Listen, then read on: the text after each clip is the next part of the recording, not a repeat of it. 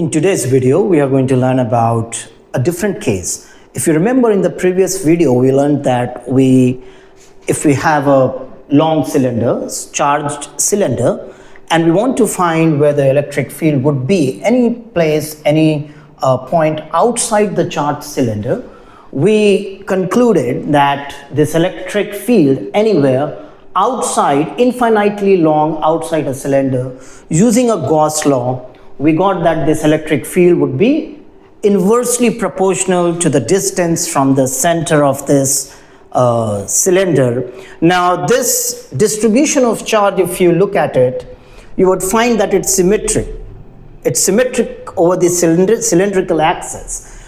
All right, and we draw the Gaussian surface there, which was outside the cylinder given. Now here's the situation. This situation here is a continuation of that, wherein now we would like to find the electric field due to a long cylinder, and we'll take this condition wherein this r, which is the distance from the center, is less than the radius capital R of this long charged, positively charged cylinder.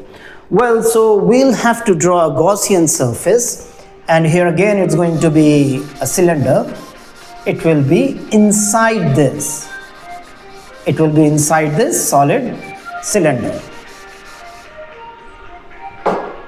So it's going to be here if we try to make a Gaussian surface like this.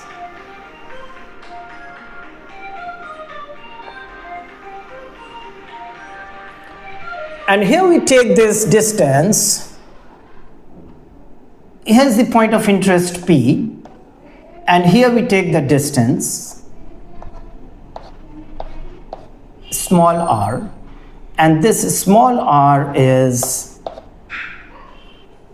less than the capital R. So we get this condition here fulfilled.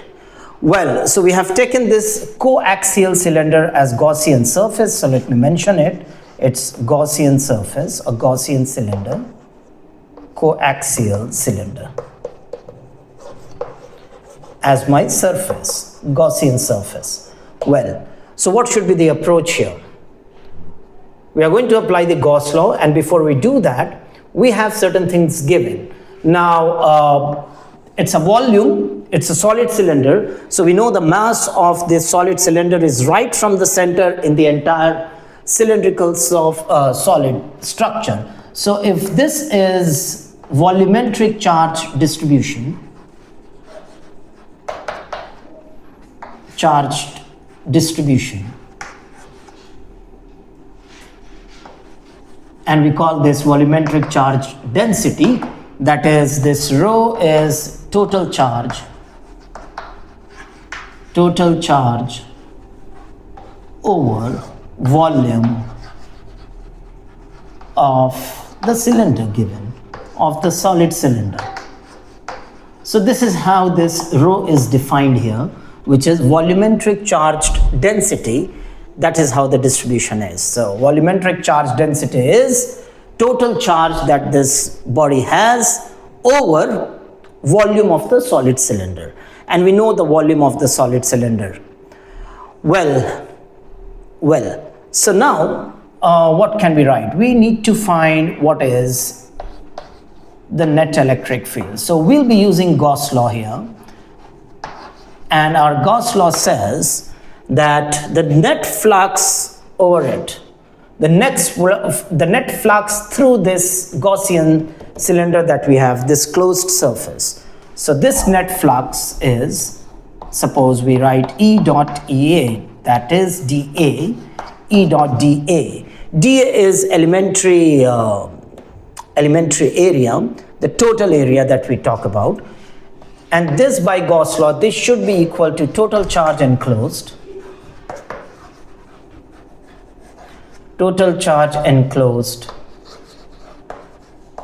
divided by epsilon naught. So we'll be using this formula, and before we do this, we need to evaluate and we need to determine what exactly is E dot dA. So let's find here what is total electric flux.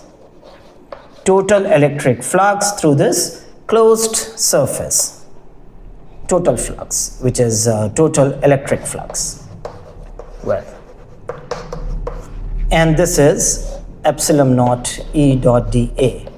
Now E dot dA would be the total. So we have in this Gaussian surface, if you remember, we did that previously. We have one curved surface and we have two flat surfaces, and these two flat surfaces are exactly same. However, same in the sense in case of dimension, the area, if we consider, suppose we consider the area through this one of the flat surface, so, and we mention it dA1 suppose, and we know this, the electric field is going to be in this direction, right, radially out. Similarly, at the bottom part of it, it would be again E in this direction, and we have electric field in this direction, and we have here dA1 for this first flat surface. Similarly, for the second flat surface, if we denote it somewhat like this, it would be dA2 suppose, and E is again going radially out in this way. We did discuss in the previous lecture, if you remember, why E is outwards. And this, for the closed one, let us consider the surface to be third surface, which is curved, and we know that dA2 would be in this direction. dA2 would be in this direction. E is already in this direction. Well, having known this, we'll split this into three regions. So we would have one curved surface, we would have curved surface, and the flux through the curved surface would be, as per our diagram, it would be E dot dA2. Let us denote this 3, as we have already taken the notation 2 there. So let's take through the closed surface, the curved surface, we have taken the elemental area as dA3, and this would be added to the regions which is flat. Now E and dA1 and dA2, all the quantities there are equal, so basically we can write this twice of the flat surface, integral E dot dA1, anyone you would take, A1 is equal to A2, every other thing is equal. Well, now if you operate this dot product, so what do we get? So from here we get the dot product. I'll write it here, E dot dA1, so it's E, magnitude of E, magnitude of dA1, and what is the angle between these two quantities, that is dA1 and E? It's cos 90 degrees, and we know cos 90 degrees is 0, so this entire term gets value 0. We are left with this one, so let us operate the dot product, and we'll have here magnitude of E, magnitude of dA3, and what is the angle? Angle is 0 degrees, so both are pointing in the same direction, so angle between the dA vector and E vector is cos 0, and cos 0 is 1, so we are left with this value, which is E dot dA, E times dA3. So that is going to be the net flux. So we'll apply here in this equation. So we get here for the entire flux, it comes out just for the curved one, and we get this. So we are pulling out electric field value, magnitude of electric field, and then we are left with dA3 as the elemental area in total. So let us just make it dA, right? So this is equal to this, so we can equate dA. Well, and this is equal to total charge enclosed. Now what's going to be the total charge? We have been given here, this is the volumetric charge, so it's total charge over volume. So if you want to keep this term, and if you multiply this entire equation on the right hand side, if you multiply with volume of the solid cylinder, with the total charge per unit volume, you will get actually what is the total charge, because this volume of the cylinder times the volume of cylinder would get cancelled, and this rho would get here as the value. So total charge would be rho if you multiply, which is total charge by volume, times the volume of this solid cylinder. So volume of the solid cylinder. Well, so here's the point. This is charged enclosed, and the volume of the solid cylinder when we are talking of, which is enclosed, so part of the entire charge, what is that volume which is enclosed here? This is what the Gauss law says. It's the total charge enclosed.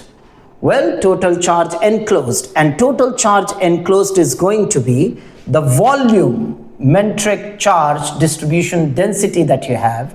If you multiply this with this one, okay, this part of inside which is enclosed by this Gaussian surface, the volume of that entire cylinder, which is coaxial cylinder, and that is the Gaussian cylinder that we have taken. So the charge over in this particular volume is going to be now total charge enclosed, and the total charge enclosed would be the area of it, right? And we have this small r given, area of this multiplied by the length. So let us take this example as the length of this. So this is the length of the cylinder. This is the length of the cylinder. So we'll write this volumetric charge here times pi r square L. We have taken length of this Gaussian surface as L, everything divided by epsilon naught. Alright, so if you operate this elemental area here, what's going to be the elemental area? This one. So this elemental area for the entire curved surface of that Gaussian cylinder that we have taken, it's going to be this electric field times this elemental area is of the curved surface would be the circumference multiplied by the length is going to be the area.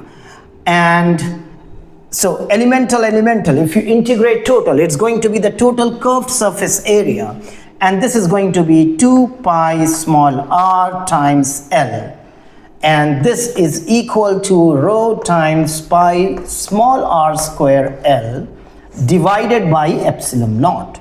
So from both sides of the equation, we get L cancelled out, we get pi cancelled out, and we get a strength of electric field as rho times r squared, and here we have 2. So 1 r and 1 r would get cancelled, so we get here 2 epsilon naught. This is what we get eventually, that it's going to be electric field is equal to rho divided by 2 epsilon naught times r. So 1 r gets cancelled and we are left with 1 r. So this is what we get as the strength of electric field at any point which is inside the solid cylinder. And this point P is at a radial distance of small r from the center of that coaxial Gaussian cylinder. So we find a very interesting relation. So here we find this electric field is directly proportional to the r, which is the length of that radius. Okay, and if we want to show this here, I'm just rubbing this off here to show what is in graph it would look like. So if you remember previously when it was outside, so if you want to depict this in a graph, and suppose this is the length, on the horizontal axis we have taken r, and on the vertical axis if you take the strength of electric field, right, and you want to show that if at any point r, small r is equal to the radius of this, so if it is inside it, this region is r, small r less than the capital R, we find the relation here that this is proportional. So basically this is showing that electric field is proportional to R for this particular condition. So at any point, suppose here, this is the electric field strength, and we can show that this is with a different color. Let us take this color. So this is proportional relation. So we can show it nicely that this is proportional relation here. Here we get E is proportional to square R, the small r. And if you remember, when R is more than R, so for this condition, we get a situation that this electric field is inversely proportional to R. So here we get E is inversely proportional to R, the radial distance of the point of interest from the center of the cylinder. So this graph speaks all of the situation, the dependency of electric field to the radius of the distance from the center of the cylinder. Extremely important. Take down the points there, take down the important steps that we followed, and the conclusion that we have this in a form of graph, that if the R, small r, is less than capital R, radius of the given cylinder, then we have a proportional relation, and if we have the small r more than the radius, we have a inverse relation. So take it down. In the next video, we are going to take more examples wherein we can apply the Gauss law to figure out the net electric field for the continuous body. So watch the next video. Thank you.